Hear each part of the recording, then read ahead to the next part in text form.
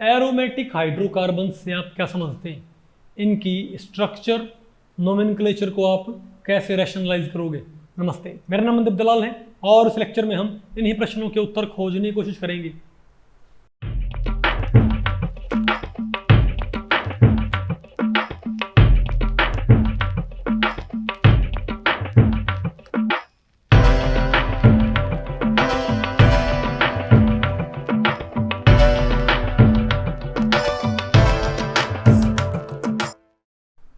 Okay, तो भैया आज हमें क्या पढ़ना है बताओ। एरोमेटिक हाइड्रोकार्बन्स और arenes, definition, structure and nomenclature. अब आप थोड़ा एक बारी भाई एरोमेटिक हाइड्रोकार्बन्स पे आओ। आप ये बताओ कि इस चैप्टर के अंदर आपने कौन कौन से हाइड्रोकार्बन्स आपने पढ़े हैं। एक आपने पढ़ा है एल्केन्स आपने पढ़े हैं, एक आपने एल्कीन्स पढ़ेगा, आपने एल्काइंस पढ़े हैं। और मैंने आपको बताया था कि हमारे पास दो तरह के कंपाउंड होते हैं। अगर मैं हाइड्रोकार्बन्स को कैटेगरीज में डिवाइड करूं तो हमारे पास मेन दो कैटेगरी थी। एक तो कौन कौन सी थी, एसाइक्लिक, और एक कौन सी थी, साइक्लिक। जो एसाइक्लिक थी वो आपके पास होया करती दो, कौन कौन सी, सैचुरेटेड और अनसैचुरेटेड। सैचुरेटेड कौन से हो गए, एल्केन, और अनसैचुरेटेड कौन से हो गए आपके, एल्केन एंड एल्काइन। और जो आपके साइक्लिक थे वो दो कैटेगरी थे ना, साइक्लिक फिर से दो में थे। एक तो कौन से थे आपके पास, बोलो भाई, एरोमेटिक। एक तो कौन से थे आपके, एरोमेटिक थे, और एक थे एलिसाइक्लिक। Alicyclic and aromatic.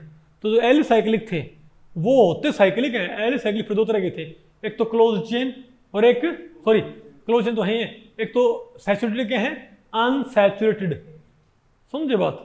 जैसे एक तो साइक्लोप्रोपेन हो, एक साइक्लोप्रोपीन हो, आ गया आपको समझ में। लेकिन एक हमारे पास क्या होते हैं, एरोमेटिक कंपाउंड। एरोमेटिक कंपाउंड क्या होते हैं, ये वो साइक्लिक कंपाउंड है। तो जो एलिसाइक्लिक कंपाउंड थे उनकी प्रॉपर्टीज काफी हद तक रिजेंबल करते हैं एसाइक्लिक कंपाउंड से, ठीक है। लेकिन एरोमेटिक हाइड्रोकार्बन कौन से होते हैं, हम क्या बोलेंगे, aromatic hydrocarbons are nothing but cyclic hydrocarbons whose physical and chemical properties are considerably different from their acyclic counterpart। यानी जिन साइक्लिक हाइड्रोकार्बन्स की फिजिकल और केमिकल प्रॉपर्टीज काफी डिफरेंट होती हैं उनके एसाइक्लिक काउंटरपार्ट से, वो क्या होते हैं आपके, एरोमेटिक।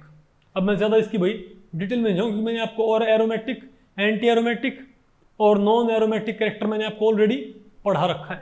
नहीं पढ़ा रखा क्या, इससे पहले इसी चैप्टर मैंने पढ़ा था आपको भैया, इसी चैप्टर में नहीं पढ़ा आपको भाई, एरोमेटिक, एंटी एरोमेटिक, सॉरी इससे पहले वाले में, और नॉन एरोमेटिक कंपाउंड क्या होते हैं।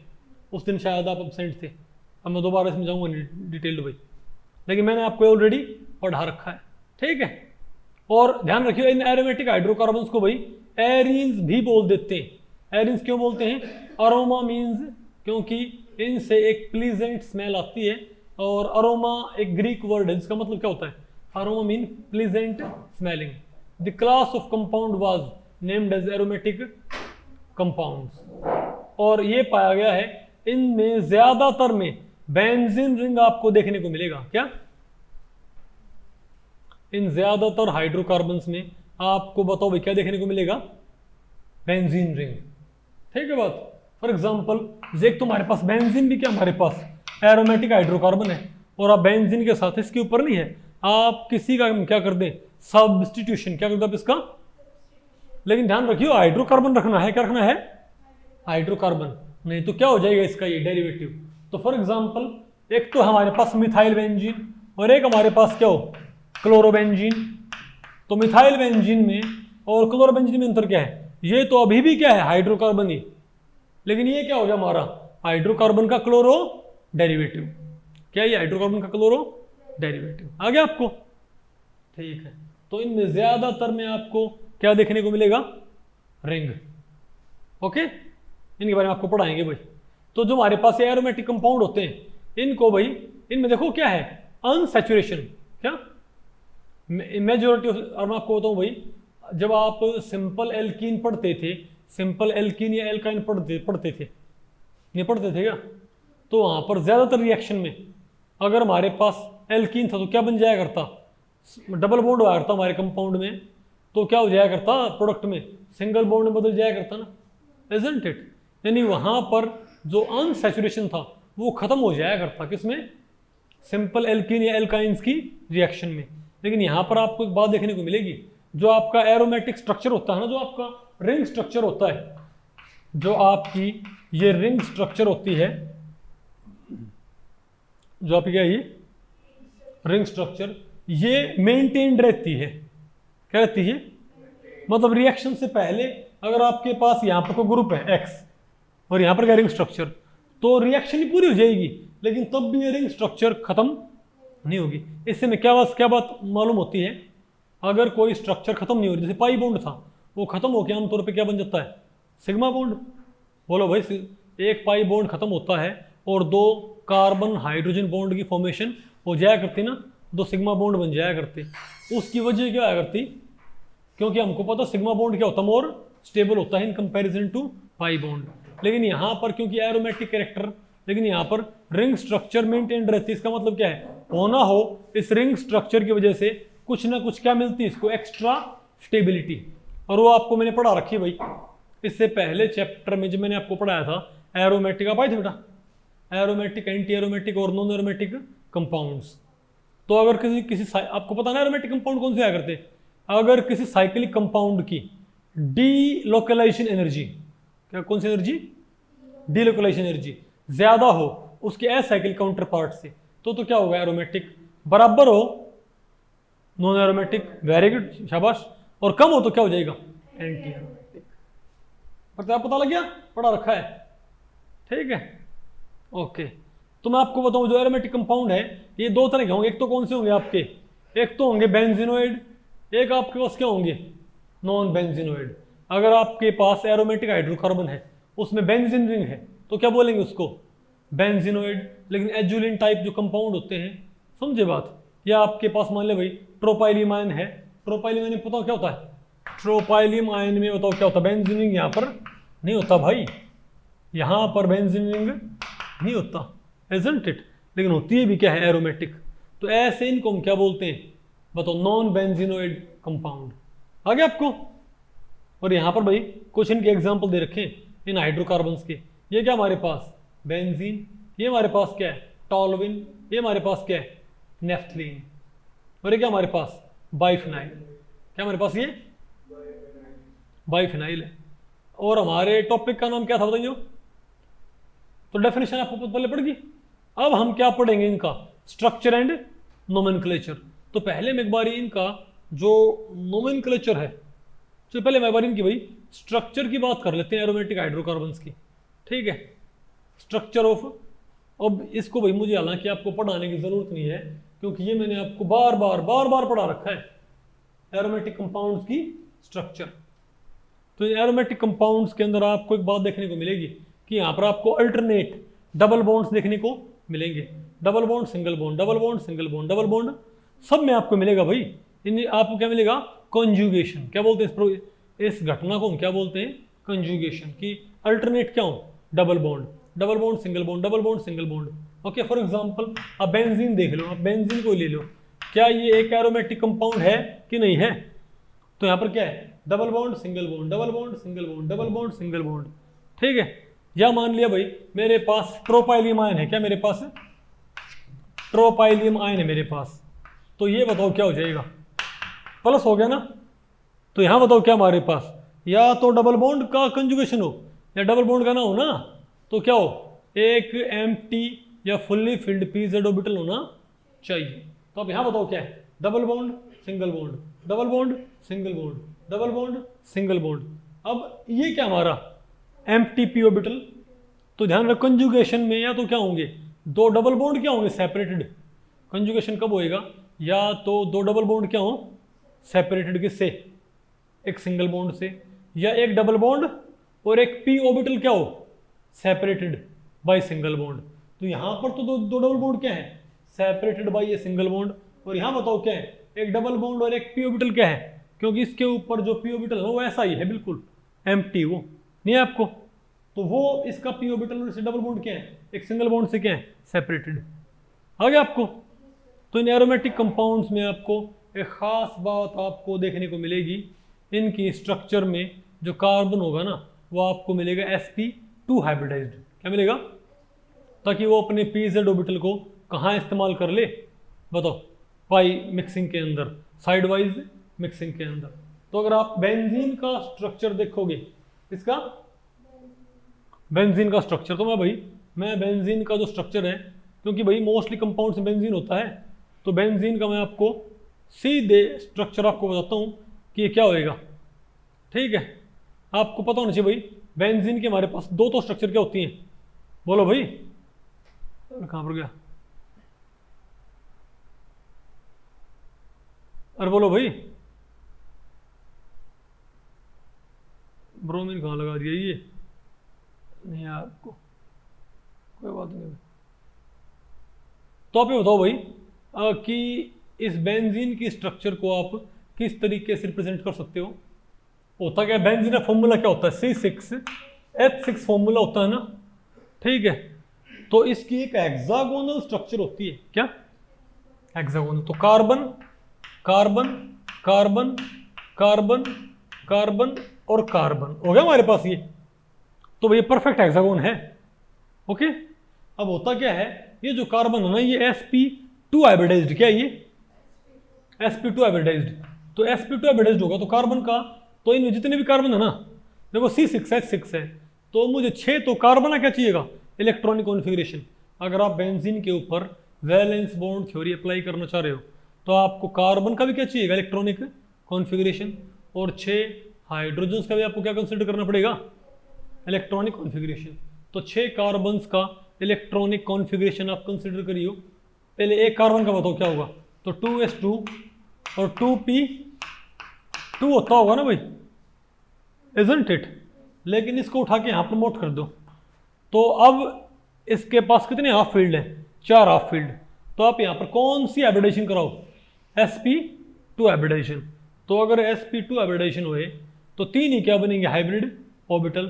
और वो तीनों एक दूसरे से कितने एंगल पे ओरिएंटेड होंगे? 120 डिग्री पे। तो जो कार्बन नहीं है, इसने अपना एक हाइब्रिड इस साइड, एक हाइब्रिड इस साइड और एक हाइब्रिड इस साइड। इसने अपना एक हाइब्रिड यहाँ, एक हाइब्रिड यहाँ और एक हाइब्रिड यहाँ ओरिएंट कर रखा हाफ फील्ड। आ गया आपको? तो इससे तो कौन आगे जुड़ गया? हाइड्रोजन का हाफ फील्ड। और सिमिलरली इस कार्बन ने क्या कर रखा है? तो सिमिलरली हर एक कार्बन ने बताओ क्या कर रखा है? एक बार आप इसकी स्ट्रक्चर को अच्छे से समझ लो। हालांकि ये कई बार आ रखा भाई, क्योंकि ये यहाँ भी आ रखा है, और जब मैंने क्या पढ़ाया था आपको? रेजोनेंस, तब भी मैंने बेंजीन का एग्जांपल लेके आपको पढ़ाया था। लेकिन यहाँ पर भाई थोड़ा फिर भी हम इसको दोबारा रिकॉल कर लेते हैं, क्योंकि नाम आ रखा है इसका।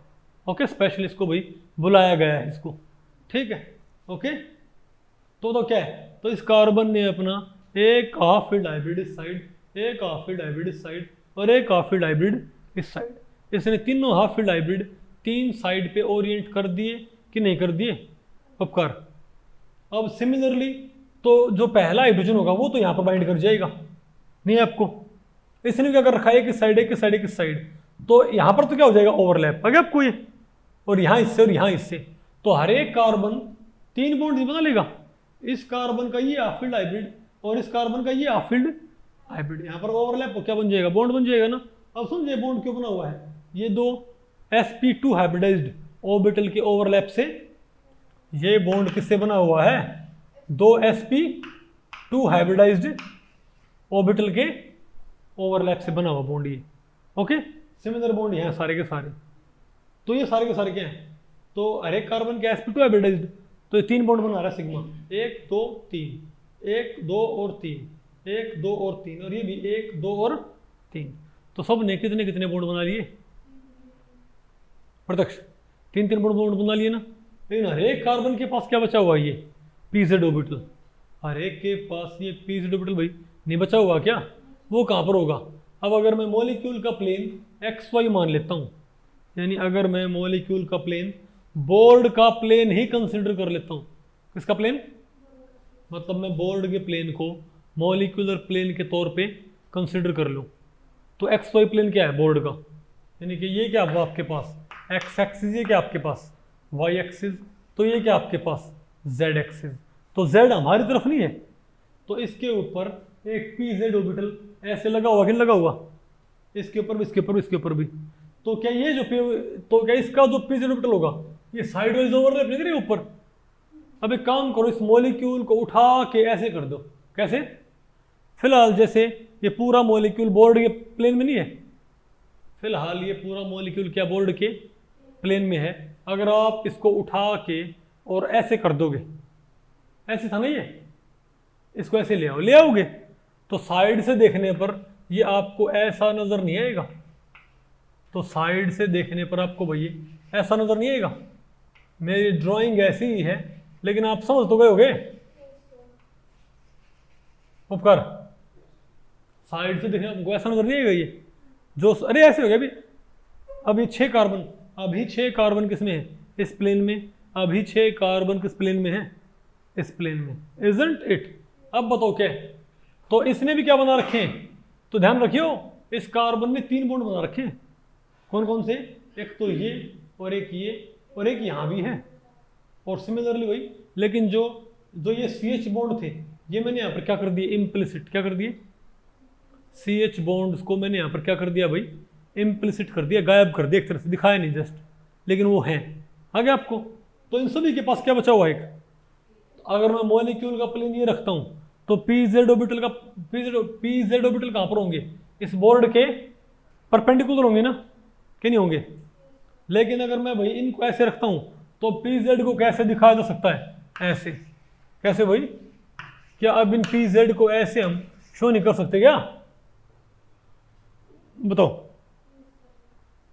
तो हर एक कार्बन के pz में क्या है? एक हाफ फील्ड pz, हर एक कार्बन के pz में एक इलेक्ट्रॉन नहीं है क्या वंशु?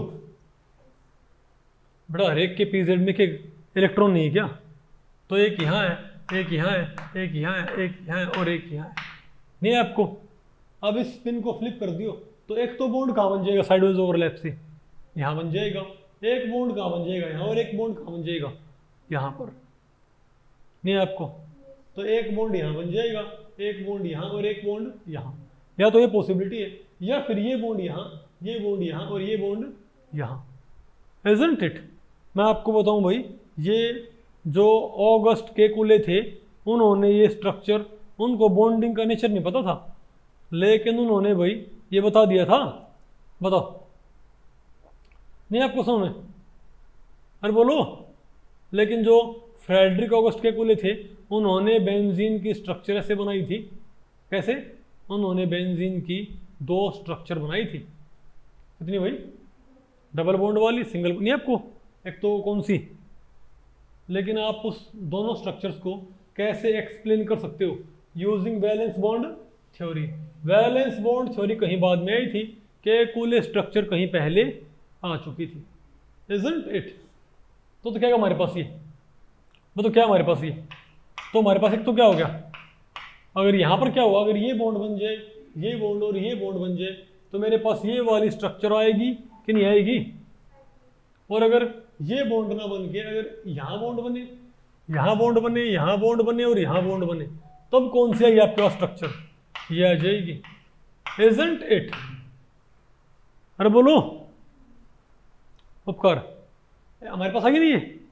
अच्छा 2 तो और 3 हमारे पास होती है डेवार स्ट्रक्चर। क्या होती है हमारे पास? उनको बताओ हम कैसे बना सकते हैं। तो वास्तव में ये पता लगा, अब इन दोनों में से एक स्ट्रक्चर को रखना पॉसिबल है। आप इन दोनों में से किसी एक स्ट्रक्चर को भाई इस्तेमाल नहीं कर सकते। आप कहोगे क्यों नहीं इस्तेमाल कर सकते? इसमें दिक्कत क्या है? इसमें दिक्कत ये है, अगर मैं इनमें से मानूं कि बेंजीन का सिर्फ यही क्या होता है स्ट्रक्चर, तो 3 बॉन्ड क्या होनी चाहिए बेंजीन के? शॉर्टर। और 3 बॉन्ड क्या होनी चाहिए बेंजीन के? लॉन्गर होनी चाहिए। तो अगर 3 बॉन्ड शॉर्टर और 3 बॉन्ड क्या है? लॉन्गर, तो बेंजीन परफेक्ट ऑक्टागोन, क्योंकि आपको पता है डबल बॉन्ड शॉर्टर होता है, सिंगल बॉन्ड क्या होता है? लॉन्गर। तो अगर आप हेक्सागोन की 3 साइड छोटी कर दो, अल्टरनेट, और 3 साइड क्या कर दो? बड़ी कर दो, तो वो डिफॉर्म्ड क्या बन जाएगा? हेक्सागोन। क्या बनेगा वो? Deformed hexagon. नहीं आपको? तो वो हेक्सागोन डिफॉर्म्ड ना बने तो मैं क्या कह दूं कि ये भी स्ट्रक्चर है, लेकिन डबल बॉन्ड अपनी पोजीशन क्या कर रहे हैं? चेंज। यहाँ डबल बॉन्ड यहाँ, यहाँ और यहाँ थे, यहाँ डबल बॉन्ड कहाँ पहुँच गए? यहाँ, यहाँ और यहाँ। लेकिन भैया ये जब वैलेंस बॉन्ड थ्योरी इसको ट्रीट करती है ना, तो भाई तो लेकिन हम और भी स्ट्रक्चर यहाँ पर तैयार कर सकते हैं आपको। और कैसे? क्या इसके परपेंडिकुलर एक पी जेड ऑर्बिटल है? ये क्या मान लो, ये भैया पी जेड ऑर्बिटल को देख रहे हो कैसे? ऊपर से। अरे भाई अगर एक डंबल ऐसे होगी तो आपको तो एक गोला ही नजर आएगा। अगर एक डंबल ऐसे हो तो आपको तो क्या नजर आएगा? सिर्फ एक गोला से नजर आएगा ना भाई। नहीं, आपको ध्यान रखो ये एक गोला नहीं है, ये वास्तव में क्या है? अगर मॉलिक्यूल का प्लेन ये वाला है तो यहाँ पर ये पी जेड ऑर्बिटल है, और यहाँ पर ये वाला क्या? P Z orbital. यहाँ पर ये वाला क्या? P Z orbital. आ गया आपको? ठीक है बात। तो यहाँ भी तो बन सकते हैं कि इनका साइडवेज ओवरलैप, इस पी जेड का इस पी जेड से इस पी जेड और एक यहाँ पर ओवरलैप हो जाए, ये भी तो बन सकती है स्ट्रक्चर। नहीं आपको? उपकार और बताओ कौन सी बन सकती है? और बताओ कौन सी बन सकती है? और कौन सी बन सकती है भाई? और ये भी तो बन सकती है कि ये आ जाए आपस में। नहीं आपको? और बताओ कौन सी बन सकती है? बताओ और कौन सी बन सकती है स्ट्रक्चर? ये भी तो बन सकती है। नहीं आपको? तो इनको बोलते हैं केकुलर स्ट्रक्चर, इनको हम क्या बोलते हैं? डेवार स्ट्रक्चर। तो टोटल क्या है भाई? टोटल क्या है बेंजीन की? 5 स्ट्रक्चर। तो इसी वजह से बेंजीन के अंदर नहीं है, तो इनमें से कोई भी एक स्ट्रक्चर, तो इनमें से बेंजीन की कोई भी एक स्ट्रक्चर किसको रिप्रेजेंट नहीं कर सकती? बोलो भाई। नहीं बात आपको पहले पड़ी? अरे बोलो। नहीं आपको समझ में? तो इनमें से बेंजीन की कोई भी स्ट्रक्चर क्या एक्सप्लेन नहीं कर सकता भाई? इनमें से कोई भी स्ट्रक्चर बेंजीन की एक्चुअल ज्योमेट्री को एक्सप्लेन नहीं कर सकती। क्यों? अगर मैं ये मानता हूँ तब भी 3 बॉन्ड लॉन्गर 3 बॉन्ड शॉर्टर, ये मानता हूँ तब भी 3 बॉन्ड लॉन्गर 3 बॉन्ड शॉर्टर, मैं ये मानता हूँ तब ये वाले बॉन्ड क्या होने चाहिए? शॉर्टर, और ये वाले बॉन्ड क्या होने चाहिए? ये 4 बॉन्ड क्या होने चाहिए? लॉन्गर। नहीं आपको? और थोड़ा यहाँ पर क्या होना चाहिए? अट्रैक्शन। तो हेक्सागोन सब में क्या होंगे? डिफॉर्म होंगे। लेकिन जब एक्सपेरिमेंटली आप चेक करते हो तो बेंजीन के 6 के 6 बॉन्ड क्या होते हैं? सेम लेंथ के। यानी कोई तो पंगा है जो हमको पता नहीं है। तो इसीलिए क्या है आपके पास? रेजोनेंस। क्या है? अब रेजोनेंस मैंने आपको कई बार मैंने आपको पढ़ा रखा है, इजंट इट? तो रेजोनेंस में क्या पता लगा कि एक्चुअल बेंजीन का मॉलिक्यूल ना तो इस स्ट्रक्चर में होता, ना इसमें, ना इसमें, ना इसमें और ना इसमें। एक्चुअल बेंजीन का मॉलिक्यूल इन 5 की 5 स्ट्रक्चर्स का एक मिक्सचर होता है। क्या होता है? उसको हम क्या बोलेंगे? Resonance hybrid. क्या बोलेंगे उसको? और उसको आमतौर पे ऐसे शो कर देते हैं, एक हेक्सागोन बना के उसके सेंटर में क्या लगा दो? एक सर्कल। इसको हम क्या बोल देंगे? बोलो भाई, इसको हम क्या बोल देंगे? Resonance hybrid. क्या बोलेंगे? Resonance hybrid. इन सभी का मिक्सचर है। इन सभी का क्या होता है? कैरेक्टर। और जो वैलेंस बॉन्ड थ्योरी ने बताइए, बता दिया। वैलेंस बॉन्ड थ्योरी ने ये भी बता दिया कि इनमें से, इन 5 में से भी नहीं है, इन 2 स्ट्रक्चर्स की एनर्जी क्या होगी? कम होगी, और इन 3 की एनर्जी क्या होगी? ज़्यादा होगी। मतलब ये 2 क्या है? More stable structures. इनको बोलते हैं रेजोनेटिंग स्ट्रक्चर्स। ये 2 क्या होंगी? More stable. ये 3 क्या होंगी? Less stable. और लेकिन ये पाया गया कि अगर मैं इसको इसको इसको इसको और इसको मिक्सचर करके एक नई क्या बनाता हूँ? स्ट्रक्चर, तो वो स्ट्रक्चर इन 5 से क्या होगी? स्टेबल। मतलब इन तीनों से, ये तीनों बराबर स्टेबल हैं, इनसे ज़्यादा स्टेबल कौन सी हैं? ये 2 वाली। और इन 2 से भी ज़्यादा स्टेबल कौन सी हैं? ये वाली। आ गया आपको ये? नहीं आपको समझ में? प्रत्यक्ष। तो ये पाया गया। तो मोस्ट, तो इसको बोलते हैं रेजोनेंस हाइब्रिड। तो ये मैंने आपको पढ़ा ही रखा है। ये क्या आपके पास? बताओ, ये क्या आपके पास है? Most stable resonating structure. तो इसकी एनर्जी मान लिया ये है, और इसकी एनर्जी मान लिया ये है। तो इन 5 में से मोस्ट स्टेबल रेजोनेटिंग स्ट्रक्चर ये वाली ना, या ये इनमें से कोई एक ले लो, बराबर है। तो नहीं है आपको? तो इसकी एनर्जी मान लिया ये है, और रेजोनेंस हाइब्रिड की एनर्जी क्या है? ये है। तो इनका जो गैप होता है ना, उसको हम क्या बोलते हैं? Resonance energy. क्या बोलते हैं उसको?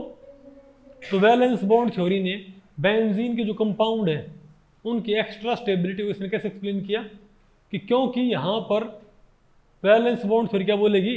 इस रेजोनेंस की घटना की वजह से, इस रेजोनेंस की घटना की वजह से यहाँ पर मॉलिक्यूल में अगर डबल बॉन्ड मूव ना करते तो मॉलिक्यूल की स्ट्रक्चर ये होती ना, इसकी एनर्जी निकाल ली थ्योरेटिकली वैलेंस बॉन्ड थ्योरी ने, और इन पांचों के मिक्सचर की एनर्जी निकाल ली, तो मिक्सचर की एनर्जी कम आई। इसका मतलब क्या है, अगर हम ये मान लेते हैं कि डबल बॉन्ड क्या है, ये फिक्स नहीं है, अपनी पोजीशन लगातार चेंज करता रहता है, तो सिस्टम से एनर्जी निकल जाएगी, उसको हम क्या बोलेंगे, रेजोनेंस एनर्जी। यानी कि इस एनर्जी से इस एनर्जी जो गैप, उसको हम क्या बोलेंगे, रेजोनेंस एनर्जी। तो इस तरीके से वैलेंस बॉन्ड थ्योरी ने बेंजीन और उसके कंपाउंड्स की एक्स्ट्रा स्टेबिलिटी को ये थ्योरी रैशनलाइज कर पाई। Isn't it? वंशु बेटा आ गया नहीं आपको? और एमओ थ्योरी ने इस बात को कैसे एक्सप्लेन किया, मैंने आपको पढ़ाया था ना, एरोमेटिक, एंटी एरोमेटिक और नॉन एरोमेटिक, नहीं पढ़ा मैंने आपको? और उसने इसको कैसे एक्सप्लेन किया, किसने भाई? एमओ थ्योरी ने।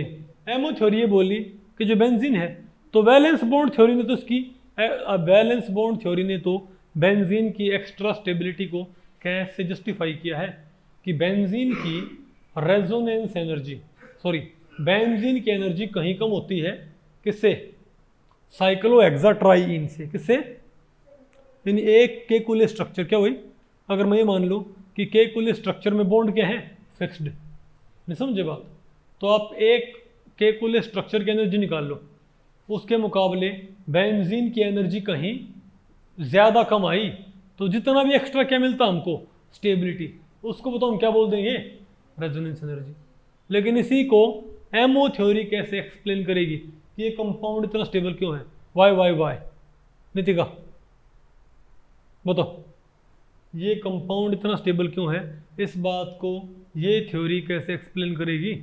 भाई बहुत सिंपल है, क्या करना आपने, इसका एसाइक्लिक काउंटर पार्ट कौन होगा? मैंने आपको पढ़ाया था ना इससे पहले चैप्टर में, एरोमेटिक, एंटी एरोमेटिक और नॉन एरोमेटिक कंपाउंड पढ़ाया था ना।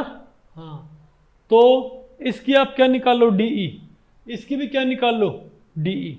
इसकी डी आएगी 2 बीटा के अराउंड, कितनी आएगी, 2 बीटा, और ये 1 बीटा से कमाएगी, ये 2 बीटा से कमाएगी, तो ज़्यादा डीई किसकी है, इसकी डीई। यहाँ पे कह दोगे कि भाई इसमें साइक्लिक सिस्टम है, साइक्लिक है, प्लेनर है, और 4n+2 क्या है, पाई इलेक्ट्रॉन, तो क्या है, aromatic compounds are more stable in comparison to others. और इसका थ्योरेटिकल बेसिस क्या था, क्योंकि एरोमेटिक कंपाउंड अगर किसी साइक्लिक कॉन्जुगेटेड कंपाउंड की डी लोकलाइजेशन एनर्जी ज़्यादा आ जाए उसके एसाइक्लिक काउंटर पार्ट से, इसका एसाइक्लिक काउंटर पार्ट कौन सा है, 1,3,5 हेक्सा ट्राईन, नहीं है आपको? इसकी डी से इसकी डी क्या आई, ज़्यादा आई, तो ऑटोमेटिकली क्या हो, मोर क्या हुआ, ये स्टेबल होगा। आगे आपको, तो इस तरीके से आप भाई बेंजीन की स्ट्रक्चर को आप रैशनलाइज कर सकते हो।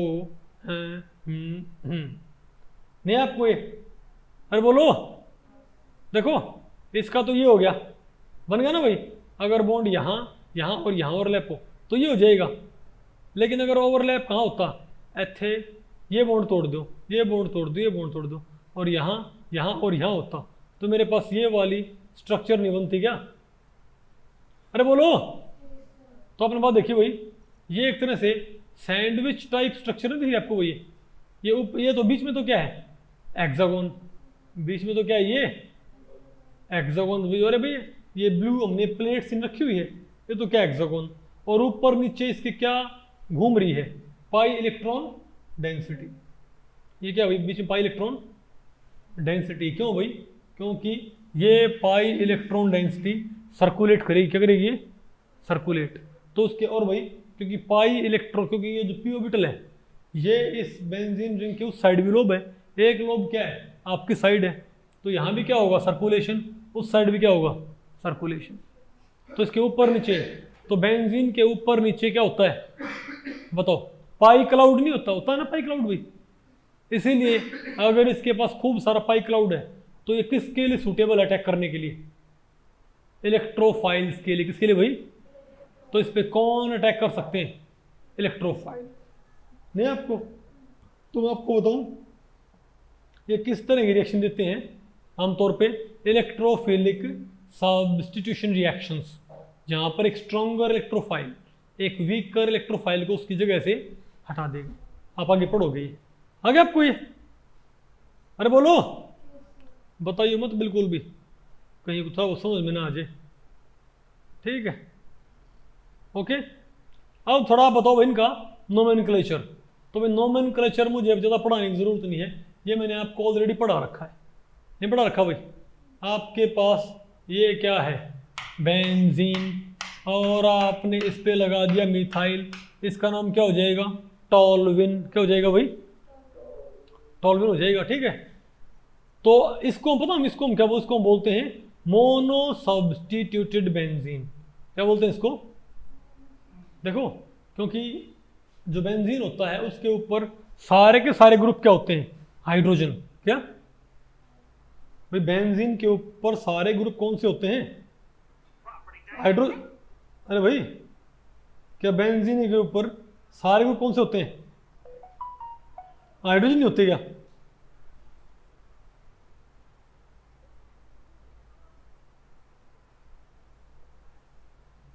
एक सेकंड,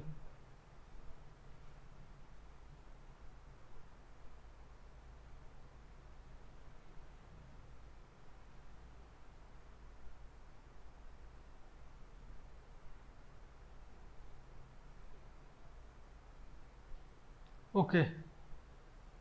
बात आपको पहले पड़ी भाई? क्या करता आपको मैं?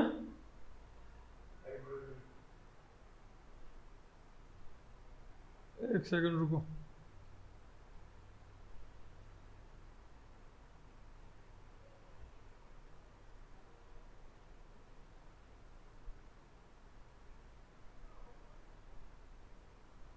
क्या होता है मैंने आपको? अरे यार,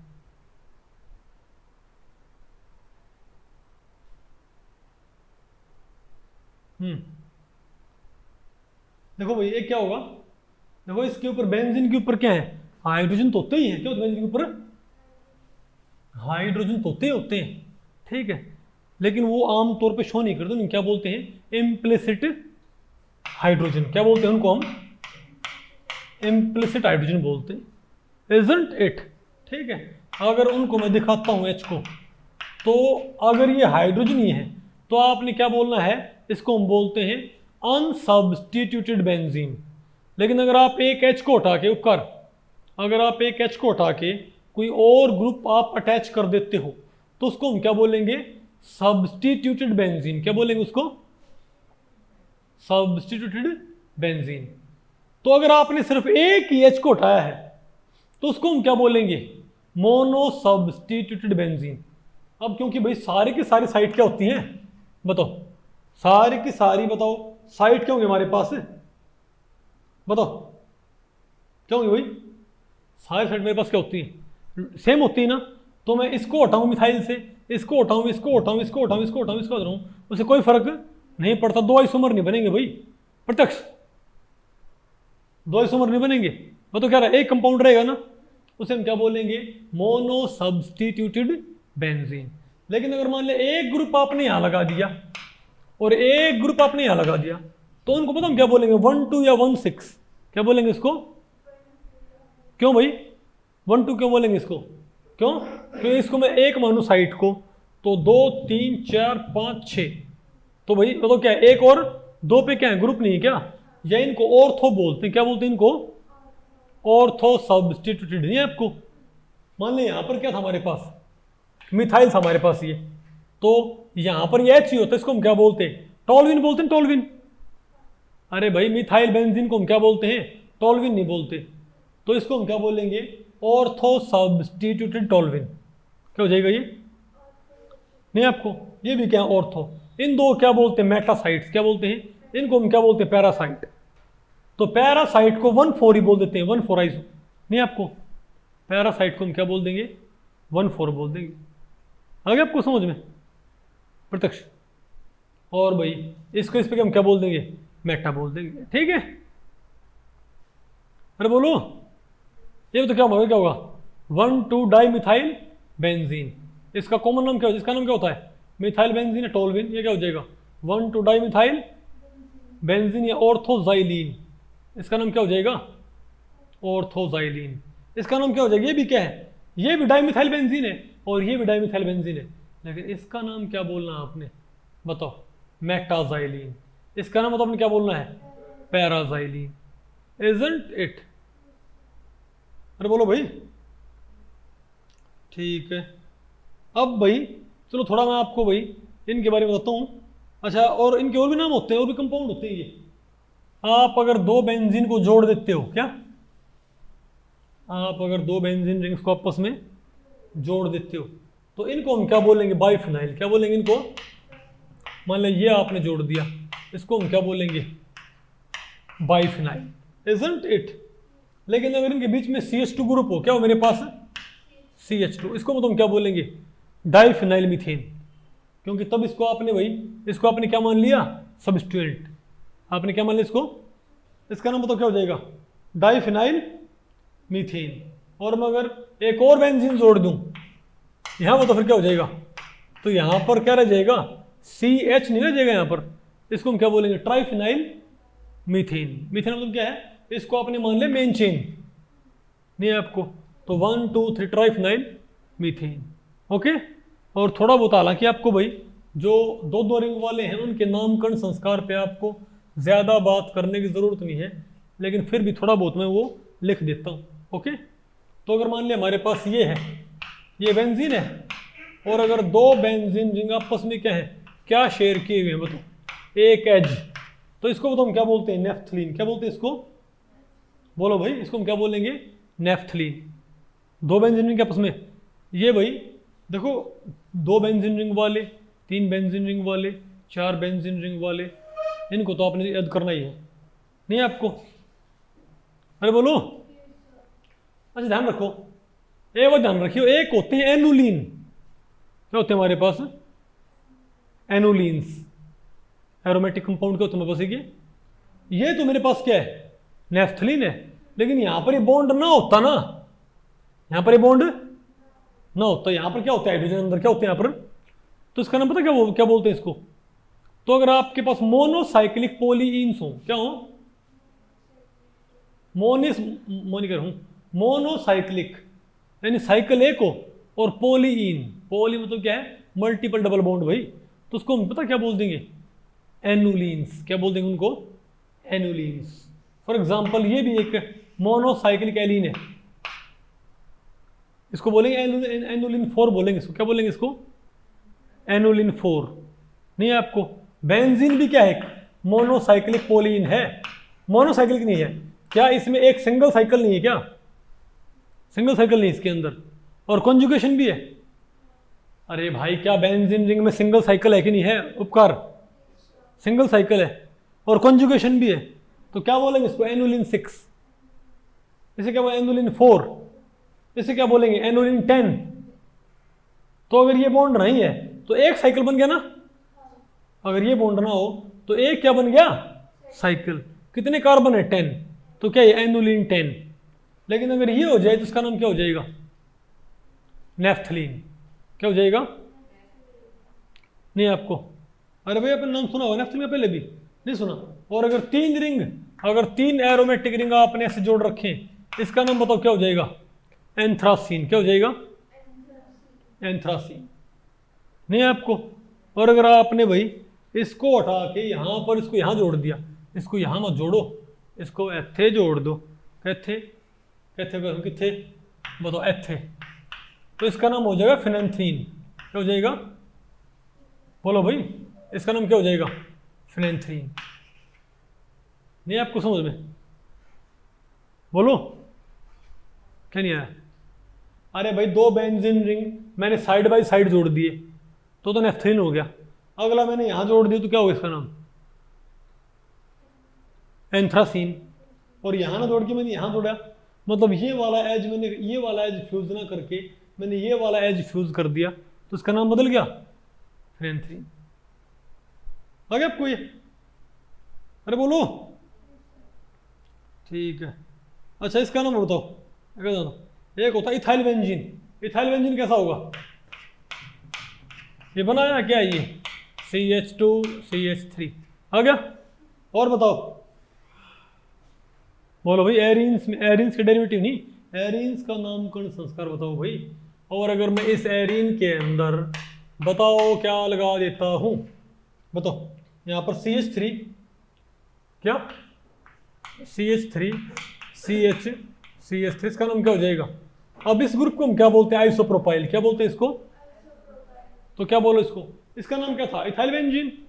CH3 होता है यहाँ पर सिर्फ मिथाइल बेंजीन, बस ठीक, शाबाश, गुड। इसका क्या नाम होता है हमें, इसका नाम क्यूमिन भी होता है, क्या होता है, क्यूमिन। कुछ पल्ले पड़ा कि नहीं पल्ले पड़ा, आ गया पक्का। तो भाई इस लेक्चर में इतना ही। अगर इस लेक्चर के बारे में आपके कुछ प्रश्न या सुझाव हैं तो आप मुझे नीचे कमेंट सेक्शन में पूछ सकते हैं, मैं उनके उत्तर देने की पूरी कोशिश करूंगा। तो ठीक है, मिलते हैं अगले लेक्चर में, तब तक के लिए नमस्ते।